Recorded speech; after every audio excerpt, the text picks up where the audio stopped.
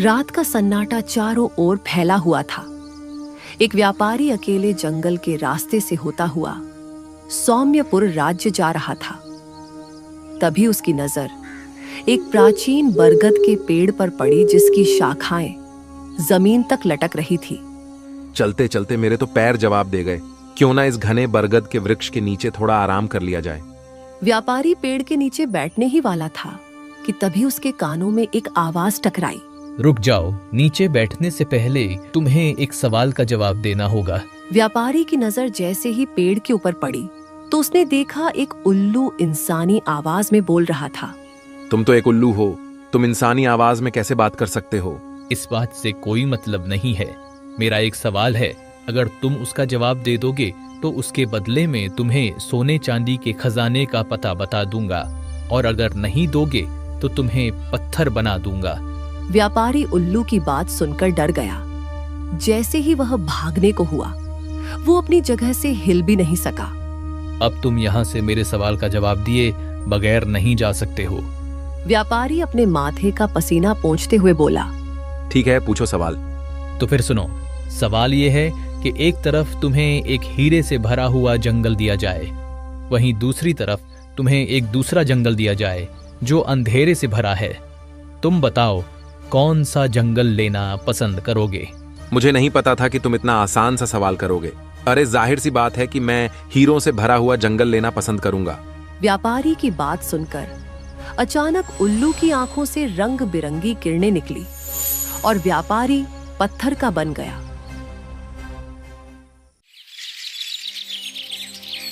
अगली सुबह सौम्यपुर का राजा विक्रम अपने महल के बगीचे में बेचैनी से टहल रहा था कि तभी राजा विक्रम का मंत्री दौड़ते हुए राजा विक्रम के पास आकर बोला। महाराज, कल रात एक और इंसान उस जंगल से लापता हो गया। पहेलियां मत बुझाओ मंत्री, सीधे सीधे बताओ कि आखिरकार क्या हुआ है। महाराज, कल रात हमारे राज्य के कुछ नागरिकों ने दूसरे राज्य से एक व्यापारी को उसी रास्ते से अपने राज्य की ओर आते हुए देखा था, जिस रास्ते में वही बरगद का घना पेड़ पड़ता है। ये सुनकर राजा विक्रम के चेहरे पर चिंता की लकीर दिखाई देने लगी। तुम जाओ, सारे राज्य में ऐलान कर दो कि सभी राज्यवासी मेरे महल के सामने एकत्रित हो जाएं। मैं एक जरूरी घोषणा करना चाहता हूँ। कुछ देर में सारे नगरवासी महल के सामने एकत्रित हो गए। राजा अपने महल की छत पर सभी लोगों से खड़ी होकर बोला। सौम्य नगर के वासियों, आज मैं यह ऐलान करता हूँ कि तुम में से कोई भी व्यक्ति उस रास्ते से नहीं जाएगा जिस रास्ते से वह घना प्राचीन बरगद का पेड़ पड़ता है। अगर कोई व्यक्ति वहां से आता हुआ या जाता हुआ दिखाई दिया तो तुम सबका कर्तव्य है कि उसे वहां जाने से रोके, ठीक है? इतना कहकर राजा अपने कमरे में बेचैनी से आकर टहलने लगा कि तभी राजा की पुत्री तारा और उसका पति, जो कि दूसरे नगर का राजकुमार था, राजा से बोला। उस बरगद के पेड़ के बारे में तो तरह तरह की अफवाह मैंने भी सुन रखी है। आखिर इसका क्या रहस्य है?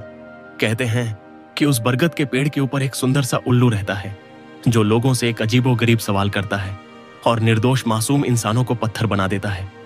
अगर ऐसी बात है तो फिर मैं आपके राज्य की प्रजा को उस जादुई उल्लू से मुक्ति दिलाऊंगा। नहीं राजकुमार, ऐसा गलती से भी मत करना। अरे नहीं महाराज, मुझे मत रोको, मैं भी उस उल्लू के सवाल को सुनना चाहता हूँ। तभी राजकुमार की पत्नी तारा राजकुमार से बोली। मैं भी आपके साथ चलूंगी। आप मेरे पिता के राज्य के लिए इतना सब कुछ कर रहे हैं तो मेरा भी तो कुछ कर्तव्य बनता है। राजकुमार अर्जुन अपनी पत्नी तारा को लेकर दोपहर के समय उसी पुराने बरगद के पेड़ के पास पहुंच गया। राजकुमार ने देखा उस पेड़ के पास एक बहुत ही सुंदर सा तालाब था। तभी उस तालाब के ऊपर राजकुमार को पत्थर की मूर्तियां तैरती दिखाई दी। राजकुमार अपनी पत्नी तारा से बोला। मुझे लगता है ये वही मासूम निर्दोष इंसान है जिन्हें पत्थर बना दिया गया। राजकुमार ने इतना बोला ही था कि तभी उसके कानों में उसी उल्लू की आवाज टकराई। क्या बात है, अब तक तो राजा विक्रम की प्रजा और कुछ मूर्ख इंसान ही यहाँ पर आते थे। आज तो महाराज का दामाद और उनकी पुत्री स्वयं यहाँ पधारे हैं। क्या बात है? मैंने सुना है कि तुम यात्रियों से एक अजीबोगरीब सवाल करते हो और पत्थर बना देते हो। हाँ, क्योंकि वे मेरे सवाल का जवाब नहीं दे पाते थे। अच्छा, पूछो, क्या सवाल पूछना चाहते हो?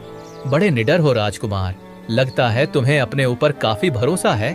जादुई उल्लू ने राजकुमार और तारा से वही सवाल किया जो उसने व्यापारी से किया था। तो फिर सुनो, सवाल ये है कि एक तरफ तुम्हें एक हीरे से भरा हुआ जंगल दिया जाए, वहीं दूसरी तरफ तुम्हें एक दूसरा जंगल दिया जाए जो अंधेरे से भरा है। तुम बताओ कौन सा जंगल लेना पसंद करोगे? तारा आहिस्ता से अपने पति राजकुमार अर्जुन से बोली। यह तो बहुत ही आसान सवाल है, इसका उत्तर तो आप आसानी से दे देंगे। जाहिर सी बात है, कोई भी इंसान अंधेरे का जंगल क्यों चुनेगा? वह तो हीरो का ही जंगल चुनेगा। नहीं तारा, इसमें कुछ तो रहस्य है। राजकुमार उस जादुई उल्लू से बोला। मैं अंधेरे से भरा हुआ जंगल चुनूंगा। राजकुमार का जवाब सुनकर उल्लू बुरी तरह से चौंक पड़ा। तुम पहले इंसान हो जिसने सही उत्तर दिया, लेकिन शायद तुम नहीं जानते, तुम्हें इस उत्तर के बदले में उस अंधेरे से भरे जंगल में जाना होगा और साथ ही साथ तुम्हारी पत्नी को भी। मैं तुम्हारी बात का मतलब नहीं समझा। मैं भी जानना चाहता हूं कि उस अंधेरे से भरे जंगल में आखिर ऐसा क्या है। अचानक उसी पेड़ पर एक रास्ता बन गया। राजकुमार समझ गया कि अंधेरे जंगल में जाने का रास्ता यही है। राजकुमार अपनी पत्नी का हाथ पकड़कर सीधे उस रास्ते के अंदर चला गया। कुछ पलों में राजकुमार और उसकी पत्नी ने स्वयं को एक बड़े ही भयानक जंगल में पाया, जहां के वृक्ष किसी राक्षस की भांति मालूम पड़ रहे थे। यह कैसा जंगल है? यहाँ तो अंधेरे के अलावा कुछ भी नहीं है। क्या यहाँ पर सूरज नहीं निकलता? तभी राजकुमार और तारा के कानों में बहुत से लोगों की चिल्लाने की आवाज टकराई। तारा, इस जंगल में हमारे अलावा भी और भी इंसान मालूम पड़ते हैं। हमें तुरंत वहां जाकर देखना चाहिए। लगता है उन्हें मदद की आवश्यकता है। राजकुमार तारा को लेकर आवाजों की दिशा की ओर चलने लगा। कुछ देर के बाद वह दोनों एक गुफा के बाहर खड़े हुए थे। उस गुफा के अंदर जाने वाले द्वार में बड़ी बड़ी मोटी सलाखें लगी हुई थी। उन सलाखों के अंदर गुफा में बहुत से लोग बंद थे। तभी उनमें बंद वहीं व्यापारी राजकुमार की ओर देखकर बोला। आप तो कोई राजकुमार लगते हैं, मुझे यहाँ से निकालिए।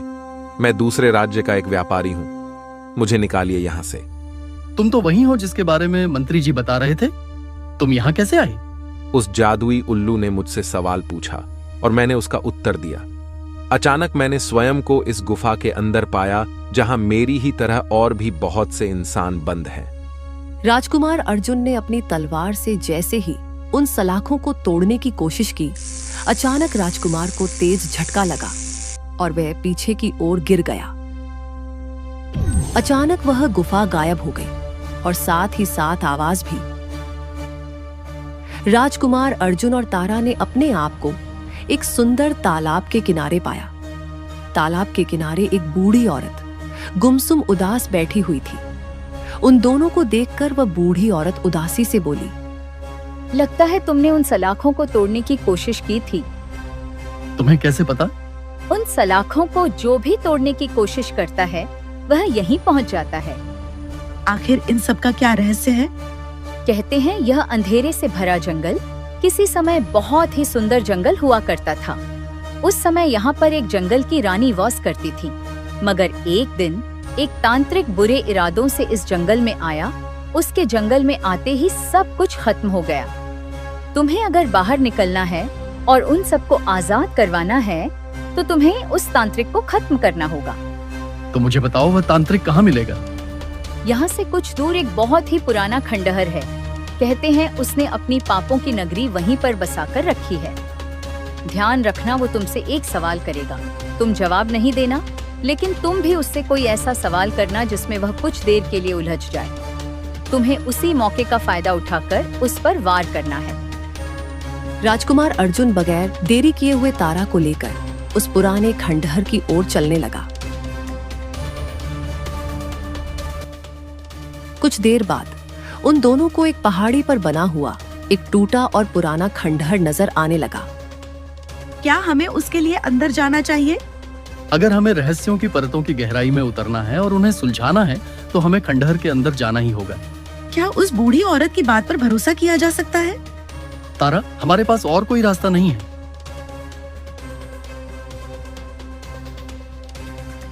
कुछ देर में वो दोनों उस टूटे हुए खंडहर के मुख्य द्वार पर खड़े थे। राजकुमार और तारा ने जैसे ही उस द्वार के अंदर प्रवेश किया, अचानक दोनों ने स्वयं को एक काल कोठरी के अंदर खड़ा हुआ पाया। उस काल कोठरी के अंदर एक व्यक्ति काले कपड़े पहने हुए बैठा हुआ था। लगता है तुम वही तांत्रिक हो। काफी समझदार हो राजकुमार। क्या तुम मुझे जानते हो? तांत्रिक सब जानता है। राजकुमार तांत्रिक को ललकारते हुए बोला, मैं तुम्हें इसी समय युद्ध के लिए ललकारता हूँ। लेकिन पहले मेरे एक सवाल का जवाब तो दो। अगर तुमने उस सवाल का उत्तर दे दिया तो गुफा के अंदर सारे बंद इंसानों को मैं छोड़ दूंगा और इस अंधेरे जंगल में सूरज भी निकल आएगा। बोलो, कैसा सवाल? बताओ, इस आकाश में कुल कितने तारे हैं? तांत्रिक का सवाल सुनकर राजकुमार बुरी तरह से चौंक पड़ा और तांत्रिक की ओर बहुत गौर से देखने लगा। अचानक तांत्रिक बहुत जोर से हंसता हुआ उठकर खड़ा हो गया। तभी राजकुमार की पत्नी वहां से गायब हो गई। तारा, मेरी पत्नी कहाँ है? वही, उसी गुफा के अंदर तुम्हारी पत्नी भी आम कैदियों की तरह ही बंद हो गई। राजकुमार अर्जुन, ये तुम्हारा राज्य नहीं है, ये मेरा राज्य है और यहाँ पर मेरा आदेश चलता है। अरे तुम तो सवाल का जवाब दो। तांत्रिक ने इतना कहा ही था कि तभी राजकुमार ने स्वयं को खंडहर की छत पर मौजूद पाया, जहां तांत्रिक उसे मुस्कुराते हुए देख रहा था। क्या लगता है कि तांत्रिक को हरा पाना इतना आसान होगा?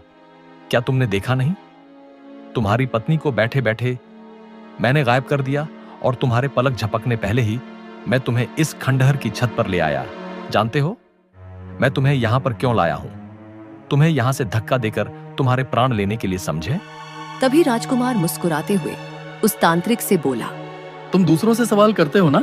क्या मेरे एक सवाल का उत्तर दे सकते हो? बोलो।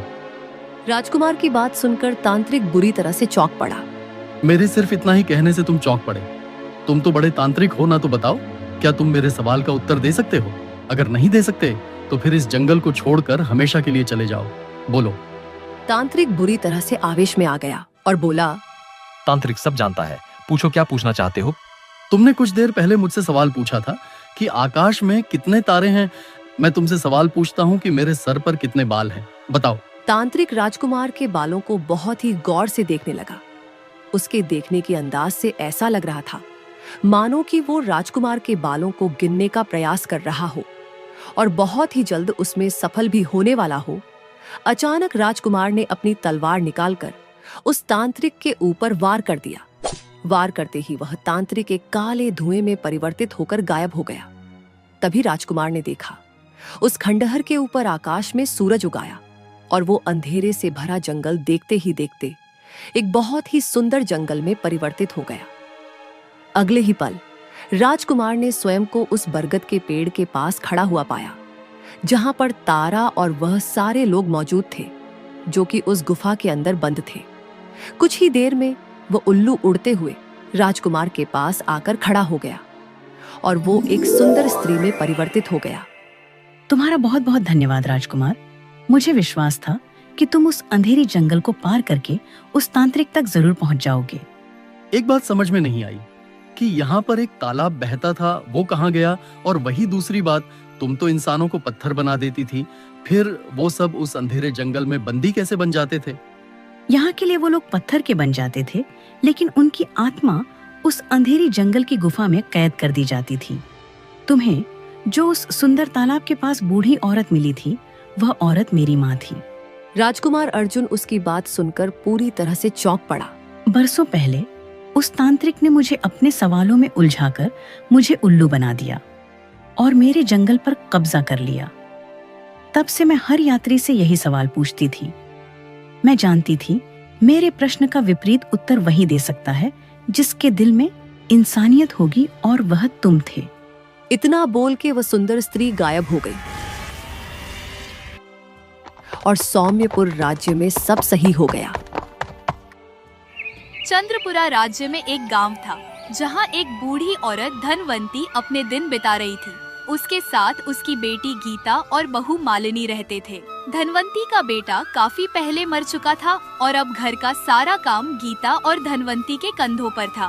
दिन भर गीता जंगल से लकड़ियां लाती और धनवंती घर के बाकी काम करती, लेकिन मालिनी जो घर में एकमात्र बहू थी आराम करती रहती थी और अपनी जिम्मेदारी से बचती थी। एक दिन गीता की तबीयत बिगड़ गई और वह काम करने नहीं जा पाई। बुखार के कारण वह पूरी तरह से कमजोर हो गई थी। इस पर मालिनी ने दोनों माँ बेटी को घर से बाहर निकाल दिया। बाहर बारिश हो रही थी। गीता जो बहुत दर्द में थी अपनी माँ से कहने लगी, माँ, मैं आज जंगल नहीं जा पाई लकड़ियाँ लाने। इस वजह से भाभी ने हमें घर से बाहर निकाल दिया। हम बारिश में भीग रहे हैं, लेकिन भाभी को क्या, उन्हें हमारी जरा सी भी चिंता नहीं है। बिल्कुल बेटा, तुझे इतनी तेज बुखार है और बहू ने हमें घर से बाहर निकाल दिया। मैं कैसी माँ हूँ, अपनी बुखार से तपती बच्ची को छांव भी नहीं दे सकती। अगर मेरा बेटा जिंदा होता तो हमें आज ये दिन नहीं देखना पड़ता। तुम ठीक कह रही हो माँ, आज अगर भैया होते तो भाभी को ये सब करने ही नहीं देते। पर माँ, जब भाभी हमसे इतनी नफरत करती हैं, तो फिर हम उनके साथ क्यों रह रहे हैं? चलो ना कहीं और चलते हैं। तुम तो वैसे भी सारा घर संभालती हो, मैं बाहर का काम देख लेती हूँ। एक छत की बात है ना माँ, वो भी एक दिन हम खुद बना ही लेंगे। कम से कम रोज रोज भाभी की कड़वी बातें तो नहीं सुननी पड़ेंगी। बिल्कुल बेटा, हम कहीं और जा सकते हैं, लेकिन तेरी भाभी का क्या होगा? हमारे बिना उसका इस दुनिया में कोई नहीं है। वह अकेली रह जाएगी और तुम्हें तो मालूम है वह काफी गुस्से वाली है। गीता और धनवंती के दिलों में कई सवाल थे। इस स्थिति में वे चाहकर भी एक दूसरे को छोड़ नहीं सकते थे। वहीं दूसरी तरफ जमींदार के घर में आभा नाम की एक औरत अपने पति सुरेश के साथ बैठी रो रही थी। आज पूरे 1 साल हो गए थे उसकी सास को इस दुनिया से गए हुए। कभी कभी सोचती हूँ वो दिन भी कितना अच्छा था जब हम पूरे परिवार के साथ हंसते खेलते थे। मम्मी जी के जाने के बाद तो ऐसा लगता है जैसे सर से साया ही उठ गया हो। ऐसे परेशान मत हो भाग्यवान, वो जहां भी होंगी खुश होंगी, और ऊपर से तुझे ऐसे रोते हुए देखेंगी तो उन्हें बुरा लगेगा। कभी कभी तो मुझे ऐसा लगता है जैसे मैंने अपनी माँ को नहीं, तूने तेरी माँ को खोया है। ये तो समझने की बात है जी, सास भी तो माँ से कम नहीं होती। सुरेश ने सहमति में सिर हिलाया, फिर एक पल ठहर कर बोला, उधर धनवंती की बेटी है जो पूरे दिन जंगलों में लकड़ी बीनती है, आदमियों की तरह मेहनत करती है ताकि घर में कुछ खाने को ला सके। और धनवंती की बहू, वो तो दोनों माँ बेटी का जीना हराम किए हुए हैं। तो जी उनको अपने घर ले आइए ना, हमारे घर में फिर से माँ की आहट होगी, एक छोटी बहन का प्यार मिलेगा। ऊपर वाले का दिया सब कुछ है हमारे पास, किसी चीज की कमी नहीं है। कैसी बातें करती हो? परिवार परिवार होता है, और धनवंती की बहू तो ना घर का काम करती है ना बाहर का। भूखी मर जाएगी मगर मेहनत नहीं करेगी, बस ताने मारने और सास ननद पर जुल्म करने में लगी रहती है। और धनवंती सब सह सकती है, लेकिन अपनी बहू को कभी अकेला नहीं छोड़ सकती। उधर जैसे ही बारिश थमी, सुबह हो चुकी थी। मालिनी ने झोंपड़ी का दरवाजा खोला और गीता से बोली, सुबह हो गई है, अब जल्दी से जंगल जा या किसी के खेतों से सब्जी मांग के ले आ। घर में कुछ ढंग का लेकर घुसना, वरना कल रात की तरह आज भी बाहर ही सोना पड़ेगा। बहू, मेरी गीता पूरी रात बुखार में तड़पती रही, एक पल के लिए भी आंख नहीं लगी उसे। अब तो उसे घर के अंदर आने दे, थोड़ा आराम करेगी तो शायद बुखार भी उतर जाए। अगर तू कहे तो गीता की जगह मैं ही काम पर चली जाती हूँ। गीता को आराम की जरूरत है, उसे थोड़ा आराम कर लेने दे। मालिनी ने हंसते हुए ताना मारा, हाँ हाँ बुढ़िया, तेरे लिए तो घर में बहुत काम पड़े हैं। चल जाकर बर्तन मांज, थोड़ा खाना भी पका ले, भूख से जान निकली जा रही है मेरी। धनवंती लाख कोशिश करती रही कि मालिनी गीता को कुछ देर आराम करने दे, लेकिन मालिनी ने जरा भी दया नहीं दिखाई और बीमार गीता को काम पर भेज ही दिया। उधर गांव की चौपाल में मुखिया धर्मपाल सभा कर रहे थे। तभी एक अजीब सी बूढ़ी औरत मंजुला सभा में आधम की। मुखिया जी सुन लो, आने वाली पूर्णिमा की 11वीं तिथि को तुम्हारी मृत्यु निश्चित है और इसकी आहट आज से ही तुम्हारी हवेली में दिखाई देगी। मुखिया यह सुनते ही हक्का बक्का रह गया। उसने सामने देखा एक वृद्धा खड़ी थी जिसकी आंखों में अजीब सी भयावह चमक थी। उसे देखकर मुखिया के भीतर एक अनजानी दहशत दौड़ गई। बूढ़िया ने मुखिया को कुछ बोलने का मौका भी नहीं दिया और अपना भयावह संदेश सुनाकर पलटने लगी। मुखिया ने खुद को संभालते हुए रोका और पूछा, कौन हो तुम और किस अधिकार से हमारे जीवन मरण की भविष्यवाणी कर रही हो? हम तो पूरी तरह से स्वस्थ हैं। मैंने अपनी तंत्र साधना से देख लिया है, तुम पर एक भारी विपत्ति टूटने वाली है। कौन सी विपत्ति? यह तो मैं नहीं बता सकती, पर इतना जान लो कि आज से ही तुम्हारी बर्बादी शुरू हो जाएगी। यह कहकर वह जाने लगी। मुखिया फिर उसके पास पहुंचा और कठोर स्वर में बोला, अगर तू तंत्र मंत्र की जानकार है तो सुन ले, हमें तेरी बातों पर तनिक भी विश्वास नहीं। अगर ज्यादा उकसाया तो गुस्से में कुछ ऐसा कर बैठेंगे जिसकी तू कल्पना भी नहीं कर सकती। तुम मेरा अपमान कर रहे हो मुखिया धर्मपाल, इसकी सजा तुम्हें अवश्य मिलेगी। मेरा काम सच बताना था, विश्वास करना या न करना अब तेरी किस्मत पर है। पर याद रख, जिस घमंड से तू मुझे भगा रहा है वही घमंड तुझे सबसे बड़ा दुख देगा। तेरी धमकियों से डरने वाला नहीं हूं मैं। जा कहीं और जाकर अपने तंत्र मंत्र की कहानियां सुना। मुखिया ने अपने सेवकों को इशारा किया। इस पागल बुढ़िया को यहाँ से निकालो। सेवक उसकी ओर बढ़े ही थे कि मंजुला एक अजीब सी रहस्यमयी हंसी हंसते हुए बोली, याद रखना मुखिया, आज की रात तेरा सुख चैन छिन जाएगा। जिसे तू सबसे अधिक प्यार करता है वही तुझसे दूर हो जाएगा। बकवास बंद कर और निकल जा यहाँ से। तभी उसकी पत्नी कलावती बीच में आ गई और बोली, ये आप क्या कर रहे हैं जी? अगर कहीं इसकी बातें सच हो गईं तो? तुम भी इसकी बातों में आ गई? हाँ, आ गई। क्या करूं? कम से कम वो बुढ़िया झूठी नहीं, सच बोलती सी लगती है। मगर तुम तो अपने घमंड में इतने अंधे हो गए हो कि सच सामने होते हुए भी देख नहीं पा रहे। याद रखना, अगर कोई अनहोनी हुई तो इसके जिम्मेदार सिर्फ तुम ही होंगे। बस करो, एक बुढ़िया की बातों में आकर कांप रहे हो। याद रखो, गांव का मुखिया मैं हूं और जब तक मैं हूं किसी भी तंत्र मंत्र, झूठे श्राप या अनहोनी से डरने की कोई जरूरत नहीं। लोग धीरे धीरे वहां से चले गए, पर उनके मनों में मंजुला की भविष्यवाणी गूंजती रही। मुखिया धर्मपाल सो रहा था और कलावती आंखों में चिंता लिए बैठी थी। तभी अचानक हवाएं तेज चलने लगी, खिड़कियां जोर जोर से पटकने लगी। कलावती उठकर खिड़की बंद करने गई। तभी उसे आंगन में किसी साए का आभास हुआ। कौन है वहाँ? कलावती ने घबराकर पुकारा, पर जवाब में बस हवा की सिसकियां सुनाई दी। डर के मारे उसने तुरंत पर्दा गिरा दिया और बिस्तर पर बैठ गई। तभी अचानक यशपाल के कमरे से चीखने की आवाज आई, बचाओ माँ, पिताजी, कोई मुझे बचाओ। धर्मपाल और कलावती दौड़कर यशपाल के कमरे में पहुंचे। यशपाल का शरीर बुरी तरह कांप रहा था, आंखें लाल हो चुकी थीं। बेटा, क्या हुआ तुझे? वो छाया, वो मुझे देख रही थी, वो मुझे मार डालेगी। अचानक कमरे में जलता दीपक बुझ गया। चारों ओर घना अंधेरा छा गया। यशपाल की चीखें गूंजने लगी, हे भगवान, मेरे बेटे को बचा लो। पर कुछ ही क्षणों में यशपाल की सांसें थम गई। धर्मपाल उसे झंझोड़ता रहा, पुकारता रहा, नहीं, मेरा बेटा। यशपाल, आंखें खोलो बेटा, उठो। मुखिया घुटनों के बल गिर पड़ा। उसके आंसू पछतावे में बह रहे थे। बुढ़िया सही कहती थी, मैंने उसका अपमान किया था और यह उसी की सजा है।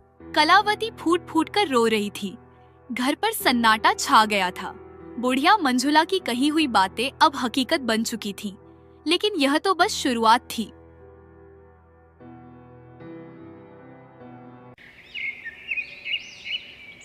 रघु, इस बार हमारी फसल अच्छी होनी चाहिए। मैंने बहुत पैसा लगाया है। मुखिया जी, कल रात अजीब हादसा हुआ, पूरी फसल बर्बाद हो गई। कोई काली आंधी आई थी। मुखिया भागते हुए खेतों की ओर गया। वहां पहुंचकर उसके पैरों तले जमीन खिसक गई। पूरा खेत उजड़ चुका था। यह जरूर किसी की साजिश है। पर मुखिया जी, लोगों ने एक काली छाया देखी थी। कहते हैं यह मंजुला बुढ़िया का श्राप है। चुप रहो, मैं इन बकवास बातों पर विश्वास नहीं करता। फसल की बर्बादी के बाद मुखिया ने व्यापार पर ध्यान देना चाहा, लेकिन वहाँ भी किस्मत ने उसका साथ छोड़ दिया। मुखिया जी, आपने जो सामान बेचा वो खराब निकला, हमें भारी नुकसान हुआ है। ये कैसे हो सकता है? मैंने अपने माल की खुद जांच करवाई थी। लोग कहते हैं आपके ऊपर श्राप है। अब हम आपके साथ कोई व्यापार नहीं करेंगे। व्यापारी गुस्से में वहाँ से चला गया। धीरे धीरे गांव में भी बातें फैलने लगी। कि मुखिया के घर पर मंजुला बुढ़िया का श्राप है। एक बार फिर चौपाल में बैठक हुई। मुखिया जी अब इस पद के योग्य नहीं रहे। उनका बेटा मारा गया, फसल नष्ट हुई, व्यापार खत्म हो गया। मुखिया पर उस बुढ़िया का श्राप लगा है, इसलिए गांव की भलाई इसी में है कि मुखिया जी अपना पद छोड़ दे। सब ने सहमति जताई। मुखिया अवाक रह गया। अब उसके पास कोई रास्ता नहीं बचा था। मुखिया ने निश्चय किया, अगर सच में इस संकट से छुटकारा पाना है तो मुझे मंजुला के पास ही जाना होगा। मुखिया मंजुला बुढ़िया के पास पहुंचा। तो आखिरकार तू आ ही गया मुखिया। हाँ, मैं आ गया। तुम सही थी। मैंने तुम्हारा अपमान किया था, आज उसी की सजा भुगत रहा हूँ। मेरा बेटा चला गया, मेरा व्यापार खत्म हो गया और अब मेरा पद भी छिन गया। मुझे माफ कर दो मंजुला, मैंने तुम्हारी बात पर विश्वास नहीं किया। माफी मुझसे नहीं, अपनी करनी से मांग मुखिया। तूने मेरी चेतावनी का मजाक उड़ाया था, अब तेरी किस्मत ने तुझे जवाब दिया है। मुझे जो कहो करने को कहो, बस मेरे बेटे की आत्मा को शांति दो और इस श्राप से मुझे मुक्ति दिला दो। अब तुम समझा मुखिया, मेरे बिना कुछ भी संभव नहीं है, लेकिन चिंता मत करो, मैं तुम्हारी मदद जरूर करूंगी। मुखिया जी, तुम्हारे लिए मुझे सिर्फ एक सूती साड़ी और कुछ पूजा का सामान चाहिए, तभी मैं तुम्हारे बेटे की आत्मा को शांति दे सकती हूँ और तुम्हारे घर का अभिशाप भी खत्म कर सकती हूँ। ठीक है मंजुला, मैं सब कुछ लाऊंगा, बस तुम इस श्राप को समाप्त कर दो और मेरे बेटे की आत्मा को शांति दो। मुखिया सामान लेने चला गया और मंजुला की मुस्कान में एक कुटिलता थी। वह धीरे धीरे अपने आदमियों से कहने लगी, देखा तुम लोगों ने मेरी चाल कितनी सफल रही। अब पूरा गांव मेरे सामने झुकेगा। बिल्कुल मंजुला, अब मुखिया भी तुम्हारे कहने पर चलेगा। उसे डर है कि कहीं उसकी परछाई भी उससे न भाग जाए। अब पूरा गांव तुम्हारे हाथों में है। मंजुला और उसके लोग हंसते हुए बात कर ही रहे थे, तभी मुखिया सामान लेकर वहां पहुंचा। मंजुला ने नकली दयालुता के साथ उसे देखा और कहा, मुखिया जी चिंता मत कीजिए, मैं आपकी मदद के लिए हूँ। मेरी पूजा से सब ठीक हो जाएगा। मुखिया पूजा की सामग्री रखता है और मंजुला पूजा शुरू करती है। वह मंत्रों का उच्चारण करते हुए आंखें बंद कर लेती है, जबकि असल में उसका ध्यान पूजा में नहीं था। वह बस दिखावा कर रही थी। कुछ देर बाद मंजुला ने आंखें खोलकर संतोष भरे स्वर में कहा, पूजा पूरी हो गई मुखिया जी, आपकी प्रार्थना पूरी हुई है। अब आपके बेटे की आत्मा शांति से सो सकेगी। मंजुला, तुमने मेरे बेटे की आत्मा को शांति दिलाकर मुझ पर बहुत बड़ा उपकार किया है। मुखिया ने मंजुला को धन दिया और मंजुला अंदर ही अंदर खुश हो रही थी। अब उसके पास दौलत भी थी और वह पूरे गांव में डर का माहौल बनाकर अपना साम्राज्य स्थापित कर रही थी।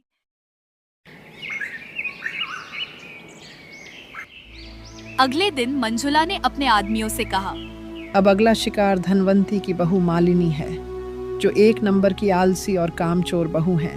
एक बार वह मेरी बातों में आ गई तो पूरे घर को अपने इशारों पर नचाऊंगी।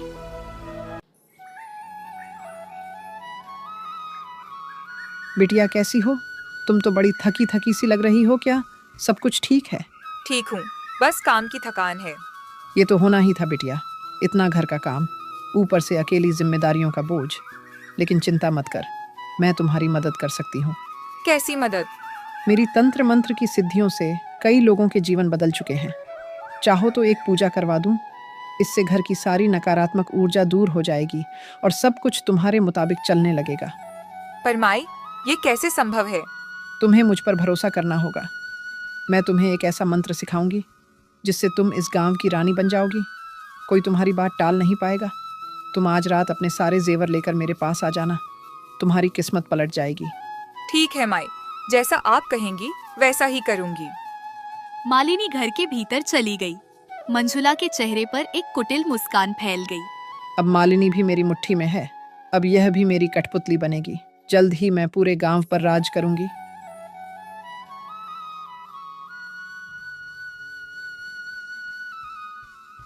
जब मालिनी अलमारी से जेवर निकाल रही थी, गीता वहां आ गई। भाभी, आप ये क्या कर रही हैं? आप अपने गहने क्यों निकाल रही हैं? क्या आज कुछ खास है? कुछ नहीं गीता, बस एक पूजा करवानी है। पूजा? वो भी मंजुला के कहने पर? उसने कहा है मेरी सारी तकलीफें दूर हो जाएंगी। भाभी, वो औरत मुझे सही नहीं लगती है। आप उस पर भरोसा मत कीजिए, वो आपको धोखा दे सकती है।